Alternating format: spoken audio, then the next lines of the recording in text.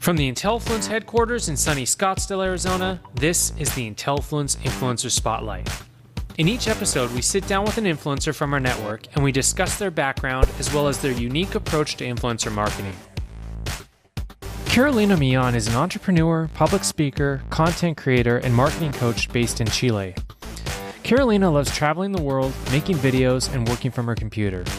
Carolina shows others how to live the laptop lifestyle, freeing them from the corporate world while establishing their personal brand online. You can learn more at carolinamillan.net, where Carolina helps readers dare to inspire the world and live with passion and purpose. Well, let's kick this off. So, what led you to begin traveling the world as a marketing coach, and what were some of the challenges you faced when you were just getting started? Well, at the very beginning, when I started my career, when I quit my job, basically, the first challenge was the income, of course. I took a risk by leaving my HR job, but I knew that at the beginning it would be a little bit of a roller coaster. So that was the first challenge, just getting used to that, because when you have a paycheck, you have this consistency, and then when you become independent, you sometimes don't know how you're going to make ends meet. So that was probably the first challenge, the most basic one. Then the next one was that most of my initial clients were local clients in Chile, where I live. So I couldn't necessarily handle all of the work online. And that's also what really drove me to find clients that were all over the world, where it didn't matter where I was or where they were. And that way I could still work from my home in Chile or from Europe, US, wherever I was. So for that, I had to come up with a whole different strategy to get clients that wasn't just referrals or business owners that had local businesses, but really focus on people who had digital businesses where, again, it wasn't an issue for them that I wasn't there, or for me that they were not in the same location as myself. So those were the two main challenges, I'd say. And then, of course, there's always, when you become independent, there's always the issue of balancing your personal life and your work life, which is not always that simple. I don't have any kids yet, but still finding the boundaries between, your home and your home office, and that's challenging. And it's still a bit challenging for me today, even though I have a separate office now from my apartment. But I still sometimes work from my home. And so, yeah, I would say those are the main things. Cool. So at what point in that journey then, when you're traveling the world and finding all these, local clients, but not local clients, at what point in that period did you start doing influencer marketing? Well, it was very early on, I would say around 2010 or 11, right around the time where I quit my job. And it was mostly because I started using Twitter very heavily in 2008. That's when I joined Twitter, and I joined social media with, my goal was to become known for what I did. It was to brand myself as an expert in marketing and human resources. And at the beginning, it was just brands, mostly retail brands, that started to reach out to me for specific campaigns. I wasn't even promoting myself as an influencer. I've never really called myself one, because I don't think that's cool. And so I participated in many campaigns with Latin American retail companies at the beginning, technology companies, a couple of apps, shopping apps, stuff like that. That saw the potential and the small audience that I was building, because I didn't have an audience of hundreds of thousands. And I think today the micro influencer space is also gaining a lot of traction because of that, because you can no longer just spend all of your influencer marketing budget on just one big page, but instead you go and find an army of micro influencers. And so that's where I was. I participated in many campaigns with several people. It wasn't just one big person. And it's good that brands are realizing that and giving the opportunity to people with smaller audiences to be a part of their efforts.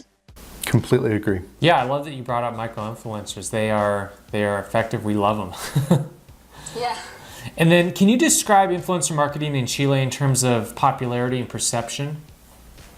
Yeah. So like I said, this is something that started quite a while ago, 10 years ago, maybe even earlier than that.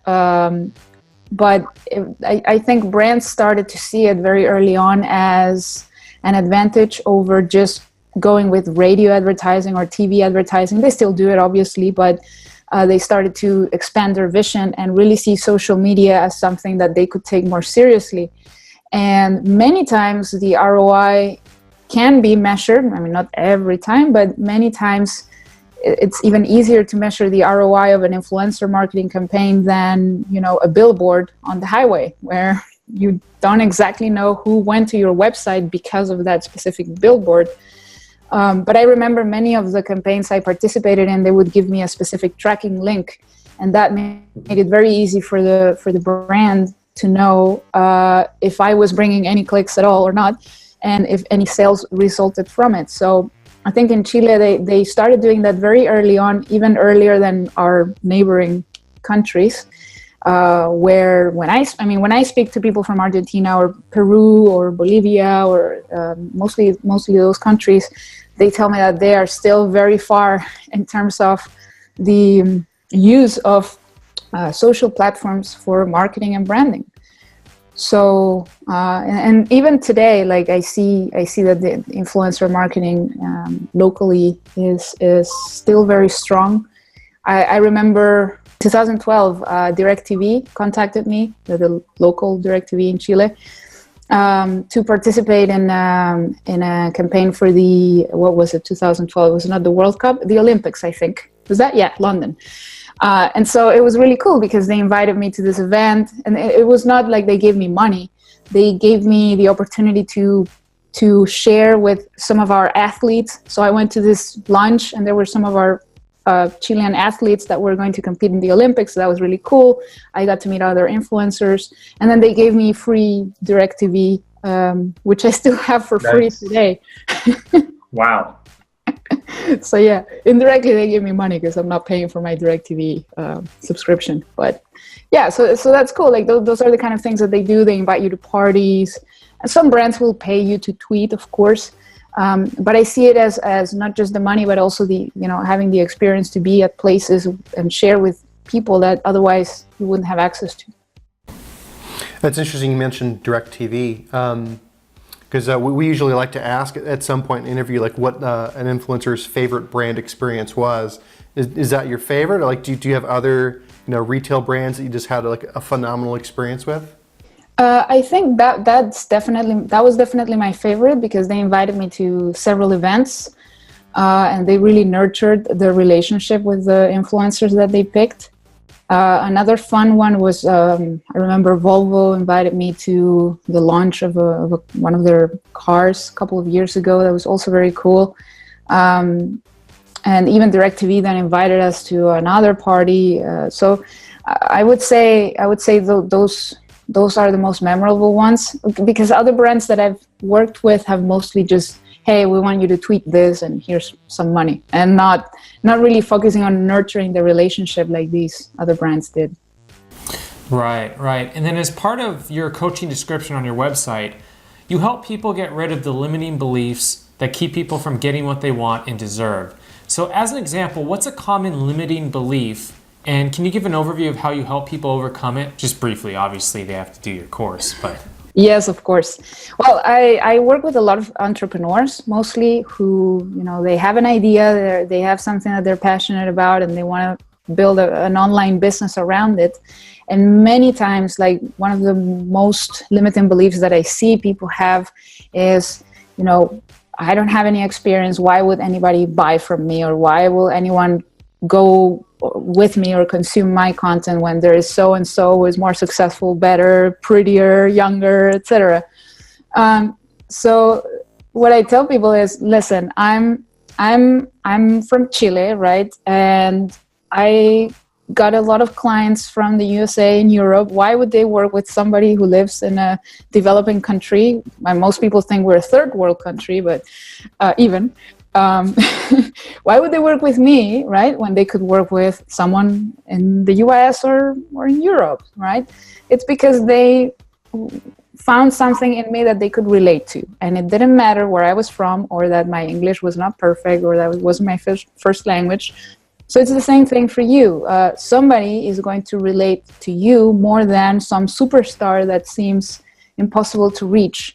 And I think it's the same even with influencers. When considering an influencer campaign, I'm not going to go to people with 10 million followers because they're never going to see me reply. I'm never going to be able to afford them, etc. Right?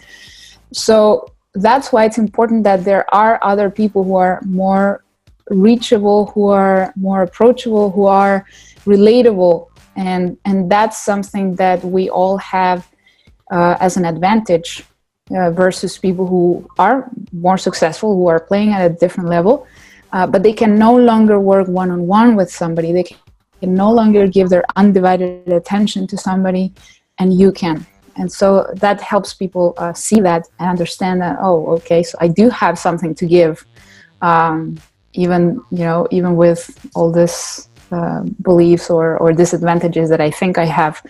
So yeah, that's one of the main things I see in people.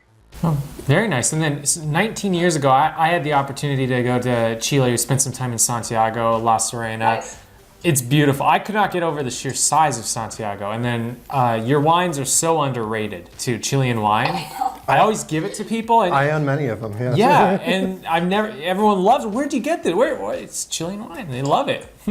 I know, and you know what's funny? My husband is French, and French wine. Oh no. No, you can make a nice marriage between the blend of grapes. It's all good. Yeah, and he likes Chilean wine better than French wine now because it is underrated. You're right. You mentioned Twitter earlier, like getting your start kind of with Twitter.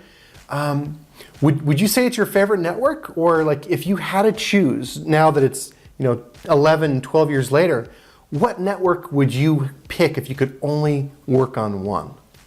Well, I still think I use Twitter the most. I really like Twitter because it's a place where you can really interact with so many people from so many different places. Unfortunately for business, the problem with Twitter is that there's a lot of noise today. It's really hard to get the reach that I used to get 10 years ago when I would say hello and all 2,000 followers I had would see me. Now you say hello, it's like 3 people will see it. And you'll see that with really big accounts as well.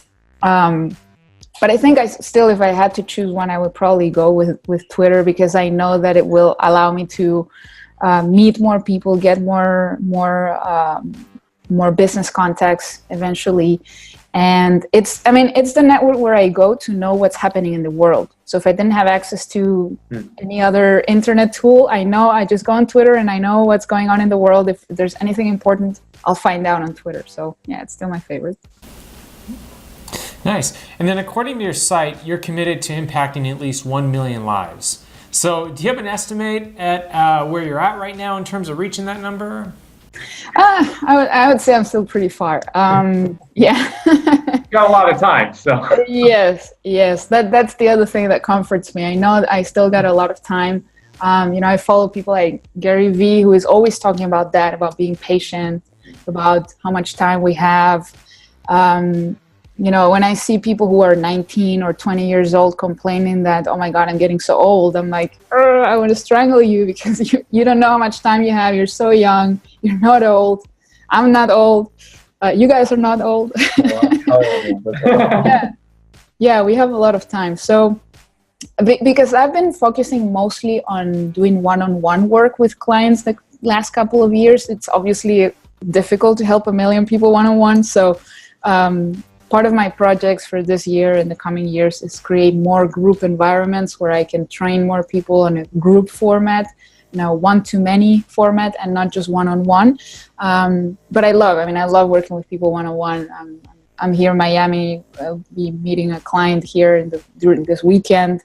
But I think if we want to make a bigger impact, sometimes we have to be able to spread our message to multiple people at once, and that's like the only way. And that's also why I'm excited about building my social platforms more and that way reach more people. Want to join Intellifluence as an influencer for free? It's easy. Visit Intellifluence.com, click on the influencers link, and then click on the Join for Free button to sign up. Once you have registered, you will get immediate access to our influencer marketplace where you can browse relevant offers from brands and apply on the spot. You'll also be eligible to receive attractive product and service pitches from brands. There's absolutely no cost to join as an influencer, so we hope you take advantage of our service. Also, be sure to like us on Facebook, follow us on Twitter, and well, you know the drill.